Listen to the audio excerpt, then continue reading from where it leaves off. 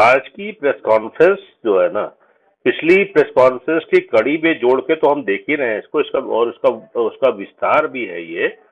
लेकिन हम इसको इस रूप में देख रहे हैं कि ये दिखने में कुछ छोटी लग रही है, लेकिन इसका निशाना बहुत बड़ा है। इसमें चोट बहुत बड़ी है। इसने इस आज की प्रेस कॉन्फ्रेंस ने इस बीच में जो गैप आया था, उस गैप को में जो सवाल उठ रहे थे कि वो हाइड्रोजन बम कब। तो हाइड्रोजन बम तो अभी आना बाकी है, लेकिन जिस जिस धमाके के साथ ये जो दो ही घटनाएं आई हैं सामने, इसने चुनाव आयोग को नहीं, पूरे सिस्टम को एक्सपोज किया है। मैं ये बात हमेशा कहता रहा हूं कि मुझे ईवीएम पे कोई किससे कोई शिकायत नहीं है, मुझे सिस्टम से शिकायत है। यहाँ मामला सिस्टम का ही है। यहाँ सिस्टम ही है जो काम नहीं कर रहा है, या सिस्टम ही है जो कन्विंस हमें नहीं कर पा रहा है कि राहुल गांधी गलत कर रहे हैं या राहुल गांधी सच कर रहे हैं या चुनाव आयोग सच कर रहा है, चुनाव आयोग गलत कर रहा है।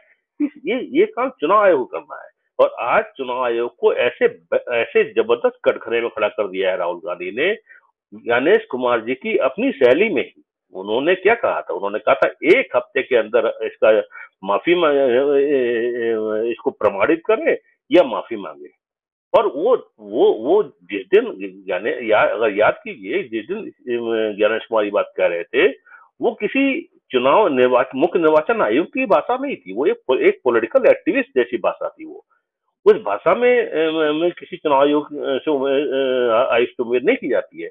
और आज राहुल गांधी ने being LOP, being political person, being political personality, उनकी भाषा में ही उनसे पूछा है कि 1 हफ्ते के अंदर इसका जवाब दीजिए, अपने वो पासा साबित कीजिए, नहीं तो उन्हीं का ये।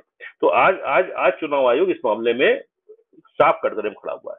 भाई आप ये देखिए कि जितने और जैसे जैसे सबूत बेंगलोर से लेके आज दिल्ली तक सामने आए हैं, सारे अपने आप में अगर आप सिंक्रोनाइज कर ले, साथ रख ले, तो मैं तो ये कहूंगा सुप्रीम कोर्ट के पास पूरा पुख्ता आधार है कि इसकी सुओ मोटो संज्ञान ले और इंटरवीन कर सकता है इसमें। सुप्रीम कोर्ट की बात बाद में आती है। मैं मेरा सवाल, मेरी चिंता सिर्फ इसलिए है कि आज अभी मैंने जो आपने भी बताया और चुनाव आयोग का जो जवाब देखा है मैंने, क्या इसे जवाब मानेंगे? क्या इसे कोई भी जवाब मान सकता है? ये सफाई भी नहीं है। ये एक तरह की, मतलब मुझे ये शब्द यूज नहीं करना अच्छा नहीं लग रहा है। ये एक तरह की बेशर्मी है कि आप किसी भी चीज को बस खारिज कर दीजिए। किसी भी चीज का भाई, आप यहाँ मौका या अवसर खारिज करने का नहीं है। ये अवसर ये नहीं है कि हम जो कुछ हो रहा है सब गलत हो रहा है। ये अवसर इस बात का है कि हम ये भरोसा जगाएं कि नहीं, हम सही हैं। ये अतीत से लेके आज तक के अनुभव हैं। मैं छोटा सा एग्जांपल यूपी के चुनाव का दूं कि नूर मोहम्मद उस समय वहां पे निर्वाचन आयुक्त थे, और हम लोग छोटा सा मामला लेके गए थे उनके पास, और उन्होंने मतलब इमीडिएट इमीडिएट पूरा उन्होंने कर दिया था। मतलब कन्विंस किया कि हाँ, ये इस तरीके से चीजें हुई हैं और यहाँ पर गलती हुई है, और उन्होंने पेनलाइज भी किया था।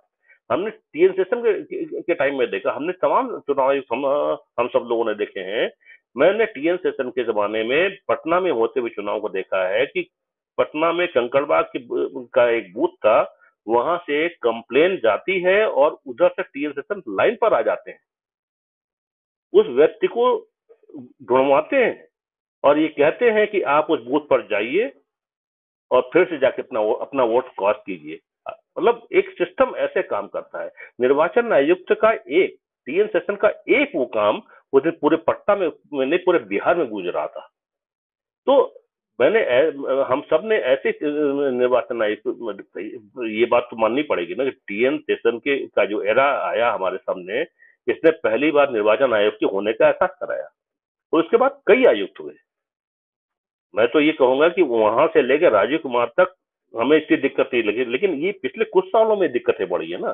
तो आज सबसे बड़ी चुनौती मैं इस रूप में देख रहा हूं कि निर्वाचन आयोग का काम ये है कि वो जनता में आए, वो प्रेस कॉन्फ्रेंस करके खंडन ना करे, वो प्रेस कॉन्फ्रेंस करके डेमो करे कि ये नहीं संभव है। कैसे नहीं संभव? भाई आप छोटे छोटी चीजों में अगर मोबाइल का इस्तेमाल होता है तो ओटीपी आता है। ओटीपी कहाँ जा रहा है? कहीं तो गया होगा ना। कोई नेटवर्क, आप सोचिए कि अगर इस पूरे सिस्टम में कहीं कॉल सेंटर का इस्तेमाल हो रहा है तो हमारी अस्मिता पूरी खतरे में है। निर्वाचन आयोग को पता नहीं है, हमको पता नहीं है, मेरा वोट कट रहा है, मेरे मोबाइल से 10 वोट कट रहे हैं, मेरे मोबाइल से 20 वोट कट रहे हैं, हमको पूरी अस्मिता, पूरा सिस्टम खतरे में। मैं अपनी बात वही फिलहाल वही खत्म करूंगा कि मुझे मशीन से दिक्कत नहीं, मुझे सिस्टम से दिक्कत है। और ये बंगलोर से लेकर राहुल गांधी के दिल्ली तक के आरोपों से साबित हो रहा है कि हाँ, सिस्टम में बैठे हुए लोग ईमानदार नहीं है, सिस्टम में बैठा सिस्टम के लोग में खोट है। और राहुल गांधी का यह बयान भी बहुत लाउड और बहुत महत्व का है कि निर्वाचन आयोग के अंदर से हमें सूचनाएं मिल रही हैं। ये कहीं न कहीं मेरी हमारी उस आस्था को और मजबूत करता है, जिसे मैं बार-बार कहता हूँ कि सिस्टम पूरा गड़बड़ नहीं होता, सिस्टम में कुछ लोग गड़बड़ होते हैं, सिस्टम को चलाने वाले कुछ लोग गड़बड़ होते हैं, सिस्टम पूरा गड़बड़ नहीं होता। हमारी आज आस्था मजबूत होती है कि अगर अगर चुनाव आयोग के अंदर से सूचनाएं आ रही हैं, इसका मतलब है कि आने वाले दिनों में इन चीजों के खिलाफ ध्वनियां और लाउड होंगी, स्वर और तेज होंगे, अंदर से चीजें और बाहर आएंगी। ये सत्ता के और इस पर्टिकुलर एपिसोड में अगर देखा जाए तो मुख्य निर्वाचन आयुक्त के, हमारे चुनाव आयोग के सचेत होने का समय है। राहुल गांधी जी ने हाइड्रोजन बम की बात करते हुए जो पॉज दिया है ना, ये पॉज निर्वाचन आयोग को अलर्ट करने का मौका दे रहा है, उसको इसी रूप में लेना चाहिए। धन्यवाद।